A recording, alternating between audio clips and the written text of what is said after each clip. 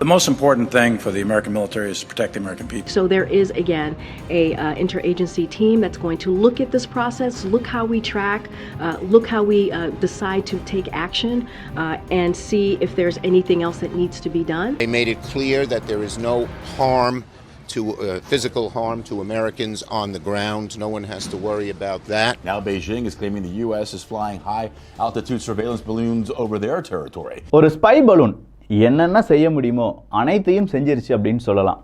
Poland ஒரு கட்டத்தில் எங்கள் நாட்டுக்கு மேலேயும் ஒரு ஸ்பை பலூன் பறக்குது அப்படின்னு சொல்கிறாங்க. மோல்டோவா திடீர்னு பார்த்தா ஏர் ஸ்பேஸ் எல்லாம் க்ளோஸ் பண்ணி வைக்கிறாங்க.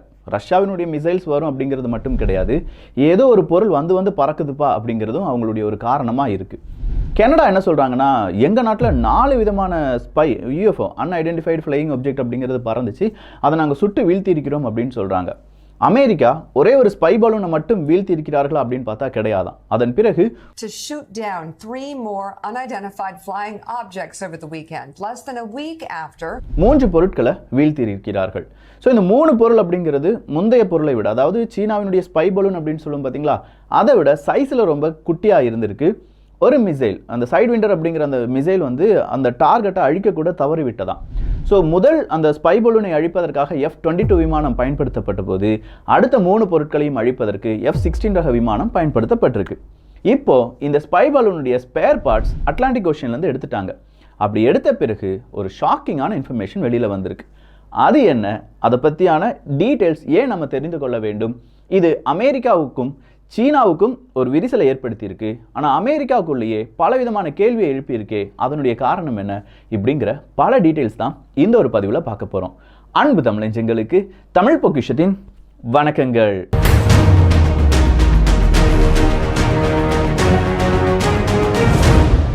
ஏரோ இந்தியா ஏர் ஷோ 2023 பெங்களூரில் வச்சு நடக்குது. ஸோ அங்கே ட்ராவல் பண்ணிட்டு இருக்கேன். அதுக்கு கரெக்டாக இப்போ மணி 10:40. ஒரு 2 மணிக்கு நான் பெங்களூரில் வந்துடுவேன். அங்கே இருக்கக்கூடிய இல்லை அங்கே பார்க்கக்கூடிய பல விஷயங்களையும் நான் இன்ஸ்டாகிராமில் தான் அப்டேட் பண்ண போகிறேன். ஏரோ இந்தியாவில் என்னெல்லாம் நடந்துட்டு இருக்கு அப்படிங்கிறது இன்ஸ்டாகிராம் ஸ்டோரி மற்றும் அங்கே இருக்கக்கூடிய போஸ்ட் வழியாக தான் வரப்போகுது. அதனுடைய விளாக் வேணால் தனியாக இன்னொரு சேனலில் வரும். பட் அங்கங்கே நடக்கிறது, அப்பப்போ நடக்கிறது எல்லாமே இன்ஸ்டாகிராமில் தான் வந்துட்டு இருக்கும். ஸோ ஃபாலோ பண்ணிக்கோங்க. ஏன்னா இதே மாதிரி நிறைய ஈவெண்ட்ஸ் அப்படிங்கிறத நம்ம இனிமேல் கால்குலேட் பண்ணி வச்சுருக்கோம். அடுத்ததான் இந்த ஸ்பை பலூன். இந்த ஸ்பை பலூன் அப்படின்னு சொல்லும்போது நம்ம திருவள்ளுவர் சிலை இருக்குது பார்த்தீங்களா, அது 133 அடி. ஆனால் இந்த ஸ்பை பலூனுடைய ஒட்டுமொத்தமான அந்த ஸ்ட்ரக்சர் எவ்வளவா இருக்கும் அப்படின்னு கேட்டால் 200 அடியாக இருக்கும் அப்படிங்கிறத அமெரிக்கா இன்னைக்கு ஒரு திடுக்கிடும் தகவலாக சொல்லியிருக்காங்க.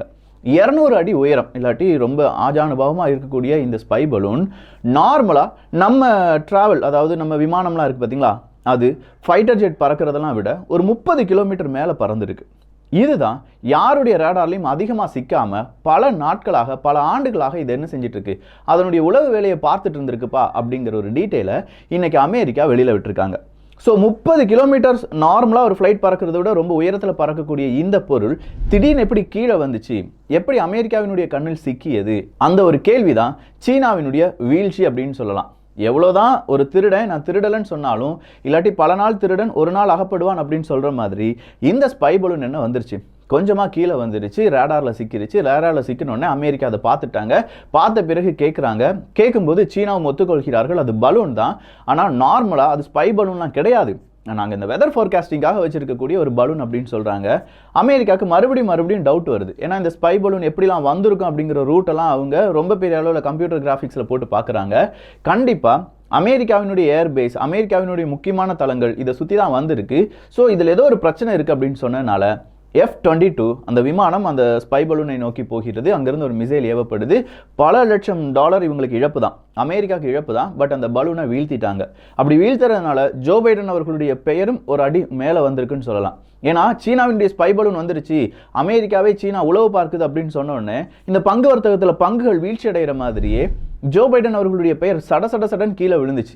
ஏன்னா இதை அவங்க சீனாவை ரொம்ப இலகுவாக பார்த்துட்டாரு. டொனால்டு ட்ரம்ப் அவர்களாக இருந்தாங்கன்னா இதை எப்படி ஹேண்டில் பண்ணியிருப்பார் தெரியுமா, இந்த மாதிரியான டாக்லாம் வர ஆரம்பிச்சிருச்சு. ஸோ ஜோ பைடன் அவர்களுக்கு பெரிய ஒரு பிரச்சனை வருது அப்படின்னு சொன்ன உடனே ஜோ பைடன் என்ன செஞ்சிட்டாரு, சுட்டு வீழ்த்தி விடுங்கள்ப்பா அப்படின்னு சொல்லி உத்தரவுக்கு பறந்துருச்சு. ஆனால் இதை சுட்டு வீழ்த்துறதுக்கு முன்னாடி இந்த சுட்டு வீழ்த்த போகிறோம் அப்படிங்கிற செய்தி யாருக்கும் போயிடுச்சு, சீனாவுக்கும் போயிருச்சு. உடனே அமெரிக்காவினுடைய டிஃபென்ஸ் செக்ரட்டரி என்ன செஞ்சிருக்காரு, சீனாவினுடைய டிஃபென்ஸ் செக்ரட்டரிக்கு ஃபோன் பண்ணி எப்பா இப்படி சுட்டு வீழ்த்த போகிறோம், நீங்கள் என்ன சொல்கிறீங்க அப்படின்னு சொல்கிற கேட்கறதுக்காக ஃபோன் பண்ணியிருக்காங்களாம். அந்த நேரம் சீனா அதை ஏற்க மறுத்து விட்டது. அதாவது அந்த ஃபோன் காலை அவங்க எடுக்கலையா. அதுக்கு சீனா ஒரு விளக்கத்தையும் கொடுத்துருக்காங்க. என்ன விளக்கம்னா, ஆல்ரெடி நீங்கள் சுட்டு வீழ்த்த போறீங்க அப்படிங்கிற இன்ஃபர்மேஷன்லாம் எங்களுக்கு வந்துருச்சு. ஸோ எங்களை கேட்காம நீங்கள் இந்த முடிவுகள்லாம் எடுத்துட்டீங்க, அதனால தான் நாங்கள் அந்த ஃபோன் காலை எடுக்கல அப்படின்னு சொல்கிறாங்க. இது டிஃபென்ஸ் செக்ரட்டரி ஃபோன் பண்ணி எடுக்கல, ஓகே. ஆனால் ஸ்டேட் செக்ரட்டரி அங்கே போகிறதா இருந்தது. சீனாவுக்கு போய் ஒரு பெரிய மீட்டிங்லாம் பங்கெடுக்கிற மாதிரி ஒரு பிளான்லாம் இருந்துச்சு. அந்த பிளானையும் ட்ராப் பண்ணிட்டாங்க. இப்போதைக்கு போஸ்ட்பான் பண்ணியிருக்காங்கன்னு சொல்கிறாங்க. ஆனால் கண்டிப்பாக ட்ராப் ஆகிருக்கும் அப்படிங்கிற மாதிரியான தகவலும் வருகிறது. ஸோ இப்படி இந்த டிஃபென்ஸ் செக்ரட்டரி கால் பண்ணதுக்கே சீனா எடுக்கலை, சீனா நம்மளை என்ன செய்யலை, ஒரு பொருட்டாவே மதிக்கலை அப்படின்னு சொல்கிறது மறுபடியும் அமெரிக்காவுக்கு பெரிய ஒரு கோபமாக மாறுது. இந்த கோபத்தில் அதை வீழ்த்திட்டாங்க. அதை வீழ்த்தின பிறகு மறுபடியும் ஒரு ஸ்பை பலூனை பார்த்தேன்னு சொன்னாங்க லத்தீன் அமெரிக்கா பக்கம். அடுத்ததா இல்லைப்பா ஒரு 3 பொருட்கள் இருக்குது, ஒரு UFO அன்ஐடென்டிஃபைடு ஃப்ளையிங் ஆப்ஜெக்ட்ஸ் அப்படிங்கிறது இருக்குது, அதை நாங்கள் சுட்டு வீழ்த்திக்கிறோம் அப்படிங்கிற அறிவிப்பு எல்லாமே வருது. சோஷியல் மீடியாவில் வைரலாக சில வீடியோக்கள் ஏதோ பறக்கும் தட்டு வர்ற மாதிரியும் அதை சுட்டு வீழ்த்துற மாதிரியும் F-22 அப்படிங்கிற விமானத்தை வச்சு சீனா கொஞ்சம் ஃபன் பண்ணாங்க. நம்ம டெலகிராம் குரூப்லலாம் அதை நம்ம ஷேர் பண்ணியிருந்தோம். இப்படி பலவிதமான ஃபேக் நியூஸஸும் வர ஆரம்பிச்சிருச்சு. ஏதோ ஏலியன்கள் வந்துட்டாங்க. ஸோ அமெரிக்காட்ட போய் கேட்குறாங்க நிறைய நிருபர்கள், என்னப்பா இப்போ அன்ஐடென்டிஃபை ஃப்ளையிங் ஆப்ஜெக்ட் UFO அப்படிங்கிறது நிறைய வந்துட்டு இருக்காமே, என்னதான் பிரச்சனை அப்படின்னு சொல்லும்போது ஏலியன்கள்லாம் கிடையாதுங்க. அந்த பலூனோட சின்ன சைஸாக இருக்கக்கூடிய சில பொருட்கள் ரேடார்லாம் சிக்காது, ஏன்னா ரேடார் சிக்னேச்சர்லாம் அந்த பொருட்களுக்கு கிடையாது. ஆனாலும் நாங்கள் பார்த்து அதை சுட்டு வீழ்த்தி இருக்கிறோம். அந்த ஸ்பை பலூனுடைய எஞ்சிய பாகங்கள் கிடைக்கும் போது தான் தகவலை தர முடியும் அப்படின்னு சொல்லிட்டாங்க. ஸோ இந்த ஸ்பை பலூனுடைய எஞ்சிய பாகங்கள் கடலில் தேடக்கூடிய அந்த வேலை நடந்துச்சு. ரொம்ப கஷ்டப்பட்டு ஒரு 4700 அடி ஆழத்தில் இருக்கக்கூடிய பொருட்கள் எல்லாமே என்ன எடுத்துட்டாங்க, கொஞ்சம் கொஞ்சமாக எடுக்க ஆரம்பிச்சிட்டாங்க. அப்படி எடுக்கும்போது தான் ஒரு ராட்சத ஜெட் இருக்குது பாருங்க, ஜெட் விமானங்கள், அதாவது இராணுவத்தில் பயன்படுத்தக்கூடிய ஜெட் விமானங்கள் இருக்கும்ல, அதை விட கூடுதலாக இந்த பலூனுக்கு எடை இருந்திருக்கலாம் அப்படின்னு சொல்லி அமெரிக்கர்கள் ஃபஸ்ட்டு திடுக்கணும் தகவலை சொல்கிறாங்க. அவ்வளோதானா அப்படின்னு சொல்லி பார்த்தா கிடையாது. இதில் ஒரு வெதர் ஃபோர்காஸ்டிங்காக பயன்படுத்தக்கூடிய எந்த விதமான சென்சார்ஸும் இல்லை. இதில் பயன்படுத்திருக்கக்கூடிய சென்சார்ஸ் எல்லாமே உளவு வேலைக்கான சென்சார்ஸ் தான். ஏன்னா அதுக்கு பயன்படுத்தலைன்னா கண்டிப்பாக உளவு வேலைக்கு தான் பயன்படுத்தியிருப்பாங்க அப்படிங்கிற அந்த முடிவுக்கு வராங்க இப்போதைக்கு கிடைச்சிருக்கிற தகவலின் அடிப்படையில். ஏன்னா இந்த சென்சார்ஸ் எல்லாம் எடுத்து அவங்க என்ன செய்வாங்க, கொஞ்சம் கொஞ்சமாக வேறு வேறு இடங்களுக்கு அனுப்பி அதெல்லாம் சரிப்படுத்தி ஏதாவது செய்ய முடியுமா, அதை பேக்லாக் பண்ணி எடுக்க முடியுமா, அதில் இருக்கக்கூடிய டேட்டாஸ் எடுக்க முடியுமா, இல்லை அது எந்த மாதிரி டேட்டாவை டிரான்ஸ்மிட் பண்ணியிருக்கும், இதெல்லாம் அமெரிக்கா கண்டுபிடிக்கும். அப்படி கண்டுபிடிக்கிறதுக்கு முன்னாடி அடுத்ததாக ஒரு தகவல் வருது. CNN உட்பட பல செய்தி ஊடகங்களில் இந்த தகவல் வந்திருக்கு.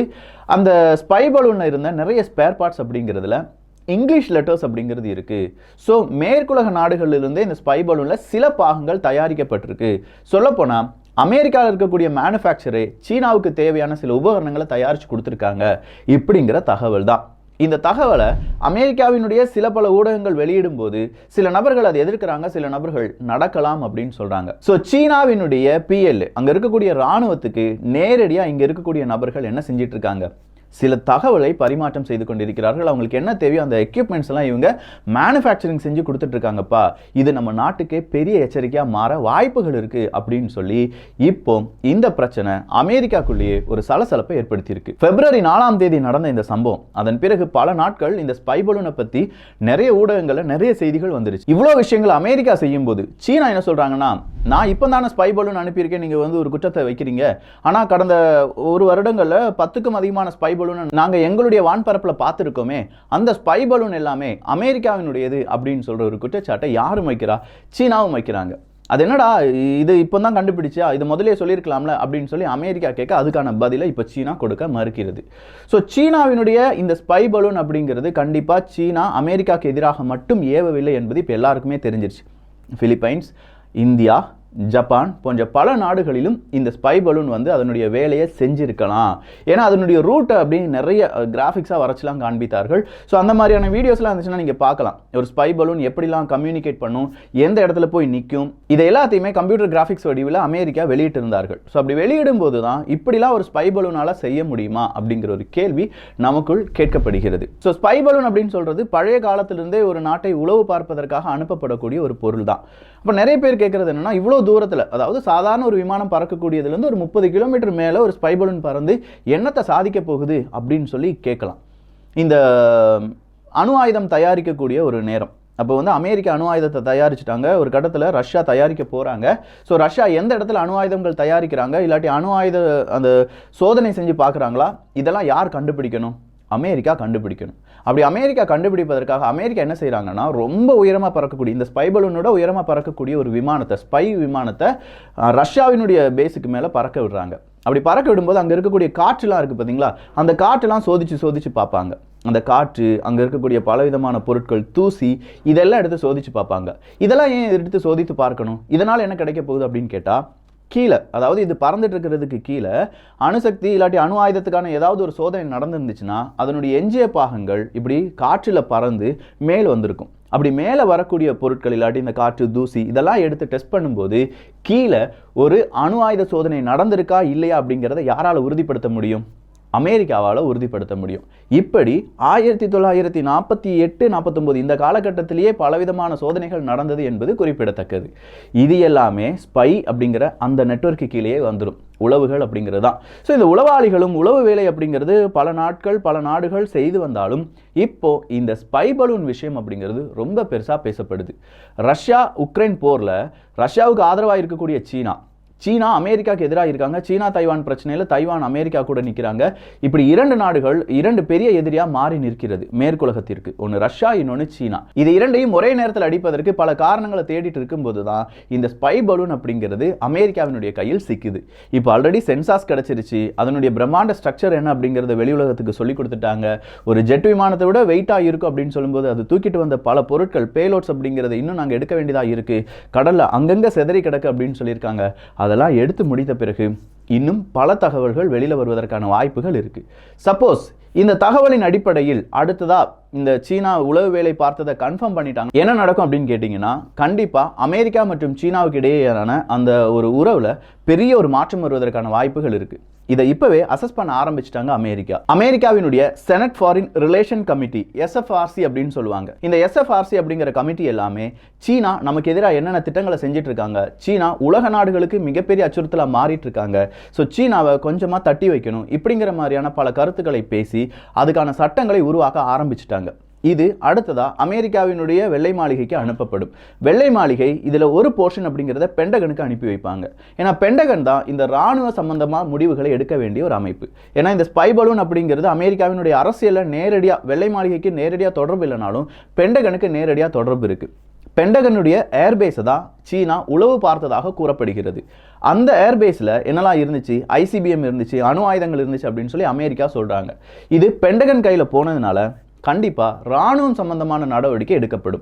அப்படி இராணுவம் சம்பந்தமான நடவடிக்கை எடுக்கப்படும் போது அது சீனாவை இன்னும் அதிகமாக கோபப்படுத்தலாம். ஸோ சீனா மற்றும் அமெரிக்கா இந்த ஸ்பை பலூன் ஆட்டம் அப்படிங்கிறது மிகப்பெரிய ஒரு ஆட்டமாக இருக்க போகுது. அதனுடைய ரிப்போர்ட் அப்டேட் எது வந்தாலும் நீங்கள் என்ன செய்யலாம், தமிழ் பொக்கிஷம் அப்படி இல்லைனா வியூகம் விதை இதில் ஏதாவதுல ஒன்றில் கண்டிப்பாக வந்துடும். ஸோ மூணையுமே சப்ஸ்கிரைப் பண்ணிக்கோங்க. நான் முதலே சொன்ன மாதிரி ஏரோ இந்தியா ஏர் ஷோ 2023 நாம் பார்க்க போகிறோம். நான் பார்க்கிறத என்னென்ன பார்த்தேன் அப்படிங்கிறத தனியாக ஒரு வ்ளாக் சேனல் எடுத்து அதில் செய்ய போகிறோம். ஸோ அதையும் நீங்கள் பார்த்து கொள்ளலாம். அப்படி இல்லைனா அப்பப்போ நடக்கிற விஷயங்கள் பார்க்க வேண்டும் அப்படின்னா இன்ஸ்டாகிராமை ஃபாலோ பண்ணிக்கோங்க. நல்லதை பகிர்ந்து ஷேர் பண்ணி நல்ல சமுதாயத்தை உருவாக்குவோம். நன்றி, வணக்கம்.